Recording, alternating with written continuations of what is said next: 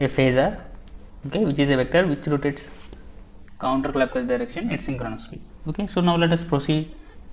In this lecture we are going to see different parameters of a AC wave, okay, AC waveform. Okay, so here an alternating current can be expressed as, because it is AC current, okay, it will be having a term, sine term, okay, it can also be a cos term. Okay, so alternating current is generally given by small letters, okay, and DC values are generally given by capital letters. So you can differentiate by mentioning small letters, block letters or small letters. Okay, so use block letters for DC components and use small letters for AC components. Okay, now here we have a AC current I equal to Im is maximum value sine omega t, where Im is maximum value of that current. Thus both the induced EMF and induced current vary as a sine function. Okay, so here we earlier told induced EMF is E equal to Em sine omega t, which is also a sine function. Now we got current, that is Im into sine omega t. So this is voltage, this is current, induced voltage and induced current. Okay, here you can see, let us assume this as conductor. Okay, so this is conductor, this is conductor. Okay, this is conductor. So when the conductor is at this position, the EMF induced is 0. Okay, now conductor will be shifted, rotated in anti-clockwise direction and moved to this position. Then the value of voltage induced will be this much, and it will continuously, the conductor will continue to rotate in counterclockwise direction, and it will generate EMF in a alternating manner. So if you trace that phasor onto a y-axis versus time period omega t, you are going to get AC voltage. That is nothing but called sinusoidal voltage waveform. Okay, sinusoidal. This type of this shape is called sinusoidal. It can be cos omega t or it can be sin omega t. Okay, either of them is called sinusoidal voltage waveform. Okay, so here you can see at omega t equal to 0 at this position. So at this position omega t equal to 0, here E equal to 0. So whenever our conductor is rotated 90 degrees, here 90 degrees from initial position. Okay, initial it was here, now it is rotated 90 degrees, okay, in counterclockwise direction. So at omega t equal to 90, we got maximum EMF. So that this is the position, this is maximum EMF position. So as our phasor rotating in counterclockwise direction, the value of EMF will change accordingly. So this is what we have learnt so far, right? Now let us try to understand the parameters of our sinusoidal waveform. That is nothing but AC waveform. Okay, so now let us start from definitions. Okay, here we have definition for waveform. So what is a waveform? It is defined as a graph between magnitude of alternating quantity. Alternating quantity can be voltage or current, right, on y-axis against time on x-axis. Okay, here this is waveform is nothing but a graph. Okay, on y-axis we are going to draw voltage or current. Okay, on x-axis we are going to draw time axis. So this is nothing but a waveform. So based on the shape of that waveform, it can be named as sine wave. So this is sine wave because it starts from 0, and it is square wave because here this structure is like square. Okay, so this is a square, right? And here you can see this is a triangular wave. This is actually this triangular wave, we get capacitor charging mode, capacitor charge discharge mode. This triangle mode represents capacitor charging and discharging mode, and this is complex wave. That means it has some harmonics. Of course, every wave which is not sinusoidal has some harmonics that we are going to learn later.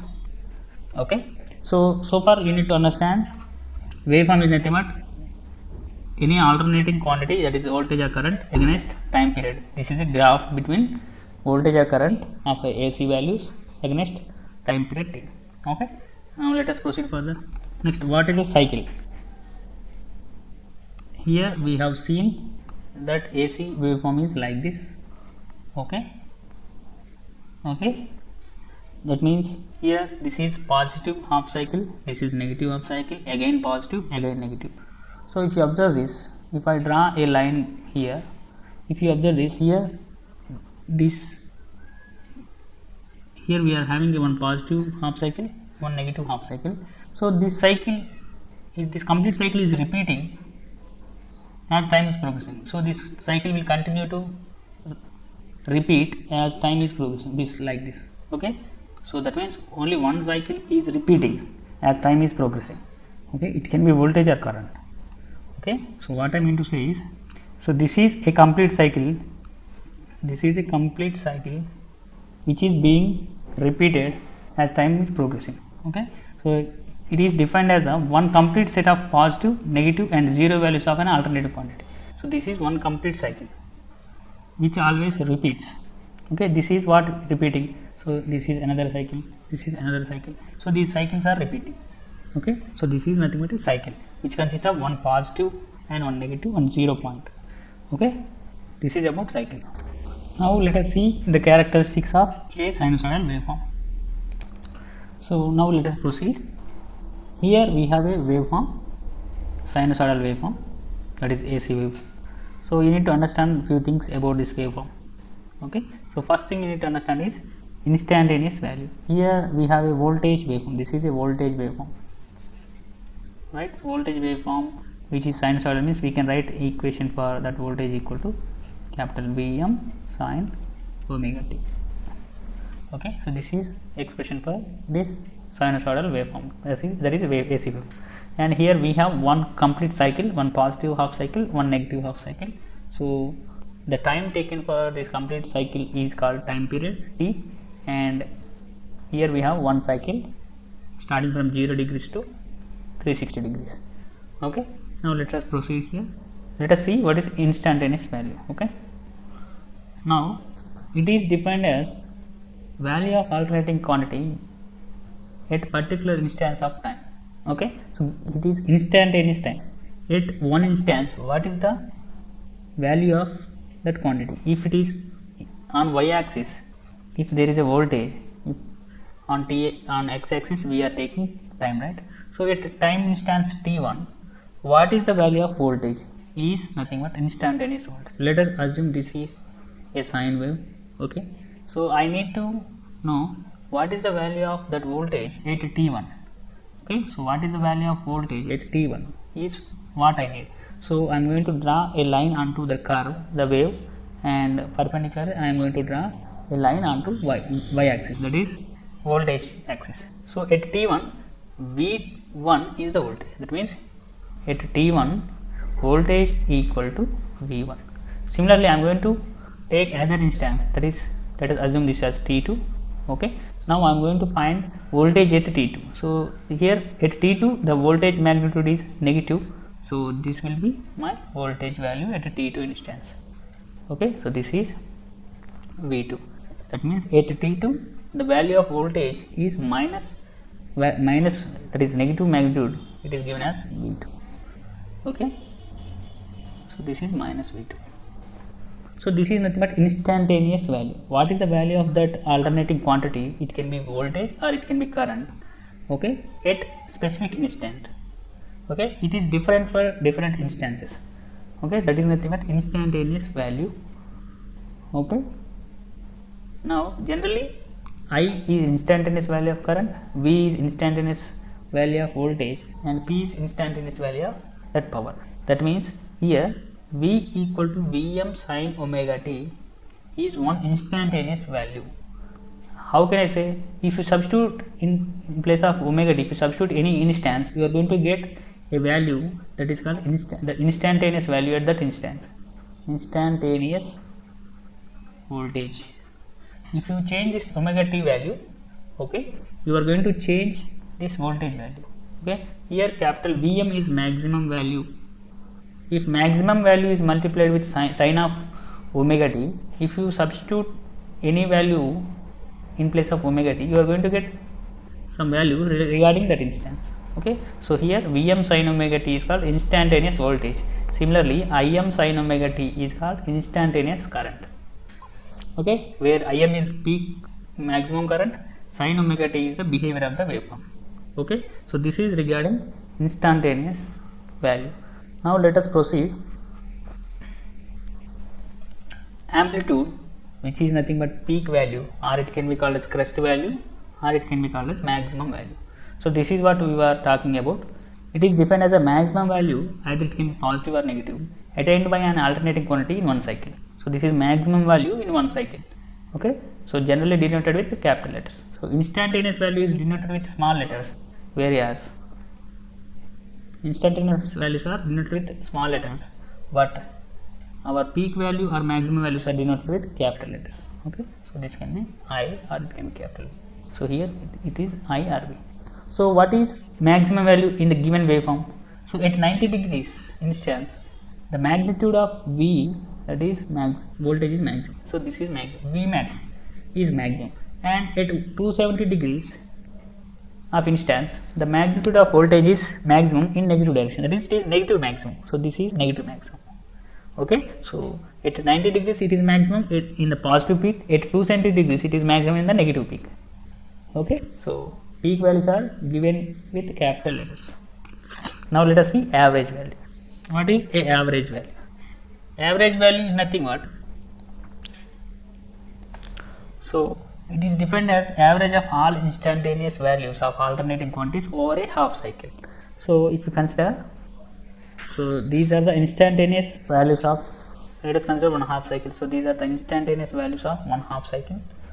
So the average of all instantaneous values of alternating quantities over a half cycle. So over a half cycle, what is the average of these instantaneous quantity is nothing but average value of that curve.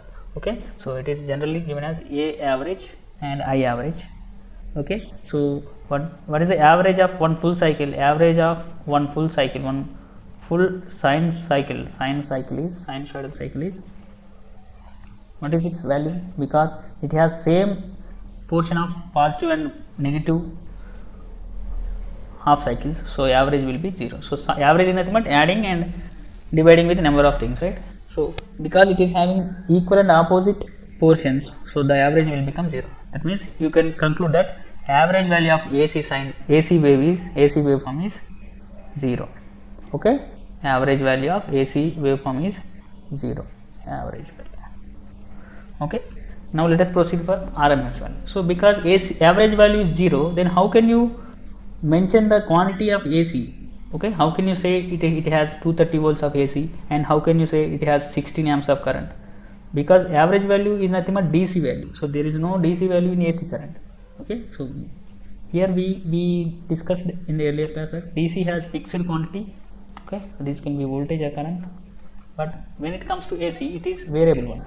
Okay, it keeps on changing with respect to time, V of t, I of t. Okay, so here this DC value is nothing but average value, so it is constant over a time period. But what is the average value of this sine wave, that is AC wave, that is 0. Average value is 0 over a full cycle, because positive and negative half cycles are equal and opposite. So average value is nothing but area under one cycle. So what is this area? This is positive area, this is negative area. So if we assume this is A1, this is A2, because A1 equal to A2 magnitude, so A1 minus A2 will become 0. So there is no average value in a AC waveform. So how can you tell the value of AC quantity? So in order to use that value, in order to say specific value to the AC value, we are going to take the help of RMS value. Okay, so we know DC quantities. Okay, we know specific DC quantity. So DC quantity is known. We don't know AC quantity. So how can we name these AC quantities in terms of DC quantities? That is nothing but RMS value. So here what we are going to do is, here we are going to take one resistor R, right? We are going to take one resistor R. Okay, now what I am going to do is, so we know DC value, that is given as capital S, and we don't know AC value, we don't know this. So now first I am going to pass DC value, DC current through this resistor for some time. So what is the power across this resistor, that will be I square into R.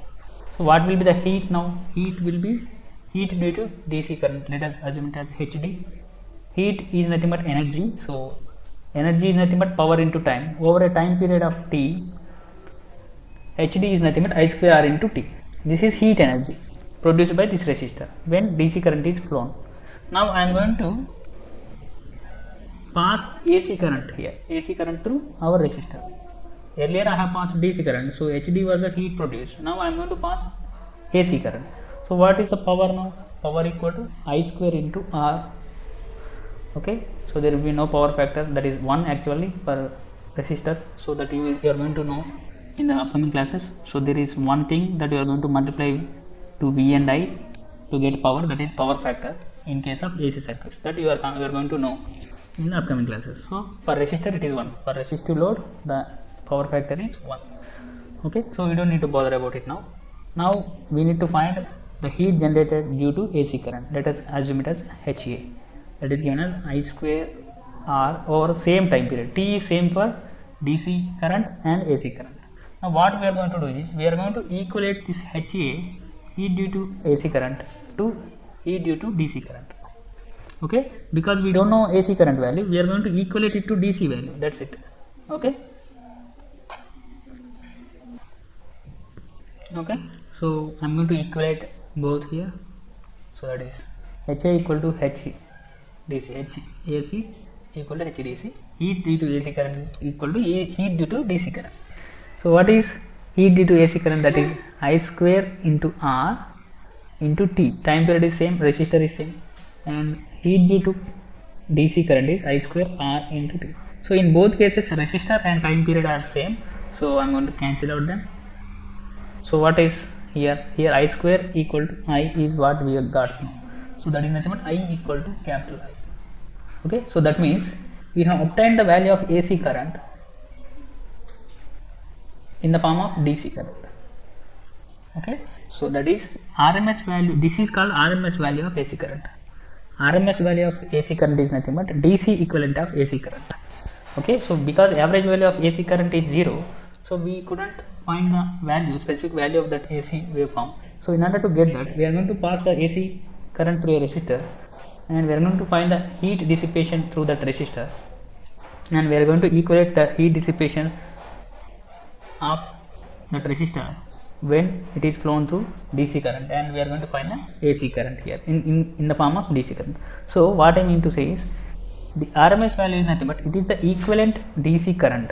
Okay, RMS value is nothing but it is AC current which is equivalent to DC current, which is flow through a circuit for given time, produces same amount of heat as produced by an alternating current when flowing through the same circuit for same time. Okay, so this is nothing but RMS value. Because average value is 0, we are going to find RMS value for AC circuits. So this is very important, because if you are asked to find average value of AC circuit, that is nothing but sinusoidal circuits, pure AC waveform will never have average value. Average value will be 0 for a waveform which has same area of positive and negative peaks. Okay, so if you have same value of average in positive half cycle and negative half cycle, so average will become 0. That's why average value of pure sinusoidal waveform, pure AC waveform will be 0. Okay, now let us proceed with frequency. So what is frequency here? So frequency is nothing but we have seen number of cycles, one cycle, right? Okay, now let me bring it here. So now if you observe this, here we have one cycle, one full cycle. So frequency is defined as number of cycles completed by an alternating quantity in 1 second. That is nothing but number of cycles per second.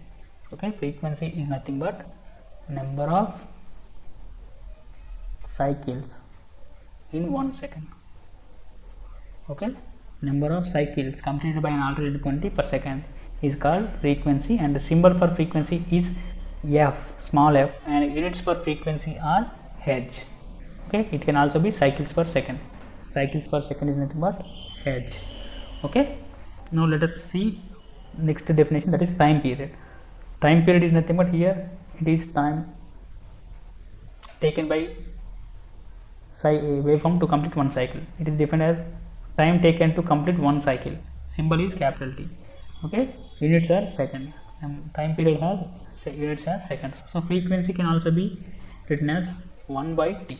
Okay, 1 by time period is called frequency. If you can find frequency, you can find the time period. So what is the frequency of AC supply in India? Mostly would have known. Okay, it is 50 Hz, right? It is 50 Hz. So what is the time period of that 50 Hz frequency? It is 1 by 50. Okay, so that is nothing but T equal to 20 milliseconds. The time period of AC waveform in India takes 20 milliseconds to complete one full cycle. That is what it means. So this time period in India is nothing but 20 milliseconds, because it has 50 Hz frequency. In America it is 60 Hz, so that will be different. Okay, now let us proceed for one important factor in AC circuits, that is power factor. Okay, so you must know this factor carefully so that you can understand it clearly. AC circuits will be based on this power factor and phase. One other is phase angle. Okay, so if you know these two concepts, so these are the extra things here comparatively DC circuits. Okay, if you know this, you can solve any circuit. So now let us proceed for power factor. It is defined as a cosine of angle between voltage and current. Okay, it is cos of angle between voltage and current. Let us say theta is the angle between voltage and current. So cos of angle between voltage and current is nothing but power factor. If you have gone through the previous class, I have explained you the phasor. Okay, phasor is a vector which rotates in counterclockwise direction at synchronous speed. So let us take that help of phasor. So here we have voltage and current phasor. Okay, here we have voltage and current phasor. These are voltage and current phasor. So here we have a angle between voltage and current phasor, that is theta. Let us assume it as theta. Here voltage phasor is ahead of current phasor, and there is an angle between voltage and current phasor. So cos of this angle is nothing but power factor of that circuit. Power factor. Okay, so this plays one important role in AC circuits that we are going to see in next class. Okay, now let us proceed for another definition, that is active power. So far we have called P as the power. Actually it is active power. P is given as active power. Units are watts. So there are two other powers also available in AC circuits that we are going to discuss further. Okay, now what is active power? It is actual power consumed in any circuit. Okay, it is actual power consumed in any circuits. So we have three types of powers here, but P, that is active power, is the only actual power being consumed by circuit. It is given by product of earlier. What is power? P equal to V into I in DC circuits. But in AC circuits, P is nothing but P equal to RMS value of voltage into RMS value of current, and here we are going to multiply it with one more factor, that is called power factor. So we need to multiply voltage, current and power factor of that circuit so that we can get the power consumption of that circuit. Okay, so this is power measurement in AC circuits. In DC circuits we simply multiply voltage and current, but in AC circuits we are going to multiply voltage and currents with power factor. So by default in AC circuits, if you are talking about voltage and current, they are RMS values only, not average values. But in DC they are average values. Okay, so if you are talking about voltage and currents in AC circuits, they are RMS values. So this is about active power. Okay, so generally in kilowatts it is measured for higher power ratings. Okay, so this is about reactive power. Now let us proceed. So here we have reactive power. Okay, so earlier we have discussed about real power, that is P. Now we are going to discuss about reactive power. So we have three types of power. Here reactive power is given as denoted as Q. So what is reactive power? The power drawn by the circuit due to reactive component of current is called a reactive power. So here this is very important. So reactive power will also be one of the factors that you should know. Okay, so here the power drawn by the circuit due to reactive component of the circuit, this is very important. Okay, so power is drawn from source to the circuit due to presence of reactive component of the current. Here reactive component of Reactive components are inductor and capacitor. Okay, so mostly power will be drawn due to inductor and reactive power will be supplied from capacitor. Okay, so inductor will consume reactive power and capacitor will supply reactive power. These two are very important things to remember. Okay, inductor will consume Q, reactor will deliver Q. Okay, so the power drawn by circuit due to reactive component of circuit is called reactive power. It is given by product of RMS voltage, and here Q is given as RMS voltage into RMS current into sine of angle between voltage and current. So theta is angle between voltage and current. Okay, so sine of angle between voltage and current will be sine theta, and if you multiply that to Vrms into Irms, that will be your reactive power. Okay, so what was the active power? That was P equal to Vrms into Irms into cos theta. Okay, so cos theta is nothing but power factor, cosine of angle between voltage and current. But here reactive power is Q, which is Vrms into Irms. These are common for both the values, but here we are going to multiply it with sin theta. So if you multiply Vrms and Irms with cos theta, that will be active power, and if you multiply Vrms and Irms with sin theta, that will be reactive power. So what are the units of active power? They are watts or kilowatts. Okay, but what are the units for reactive power? They are VAR or kVAR. Okay, so these are the units for reactive power. Now let us proceed for third power, that is apparent power. S is called apparent power. So it is a product of RMS value of voltage and RMS value of current. That's it. So if you multiply Vrms into Irms, that will be your apparent power. That is S. Okay. It is the total power actually. It is sum of active power and reactive power. So phasorly it can be represented S bar. S phasor equal to P bar plus Q bar. This is vector sum of active power and reactive power, which is nothing but apparent power. Okay, so this is very important. S bar equal to P bar plus Q bar, where S is apparent power, P is real power, Q is reactive power. So what are the units of S now? S units are voltage into current, that is V into A. Okay, so units of apparent power are VA, they can be kVA. K is nothing but 1000 into VA. Here V into A. So units for apparent power are V into A. So now let us proceed for two more factors here. So they are also crucial here. So one is peak factor or crest factor. It is defined as the ratio of peak value, that is let us assume that voltage will be Vm, peak value to the RMS value of that alternating quantity. Okay, peak value to the RMS value will be peak factor, and form factor is nothing but ratio between RMS value to average value, V average. Okay, so peak factor is nothing but ratio of maximum value or peak value by RMS value, where form factor is nothing but ratio of RMS value to average value. Okay, so these are the important things to remember if you are going further into AC circuits. Okay, so phase difference is also one factor that you should understand, that we are going to see in upcoming classes. Okay, so up to now we have basic idea of AC power generation, that is AC power is being generated at the generating stations. So it is like a sinusoidal waveform, that is sine waveform or cos waveform. So it is constantly changing its magnitude from time to time.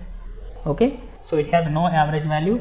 Now if one cycle, the time taken to complete one full cycle is nothing but time period, and number of cycles per second is frequency, and maximum value of one half cycle is nothing but peak value or maximum value. Okay, and the value of voltage or current at any instant is called instantaneous value. And what did we learn? Active power, that is the actual power drawn by circuit. Reactive power, power drawn by reactive components. And apparent power, which is sum of active power and reactive power, vector sum. Okay, peak factor is nothing but peak value by RMS value, form factor is nothing but RMS value by average value. So these are the things we have learned so far.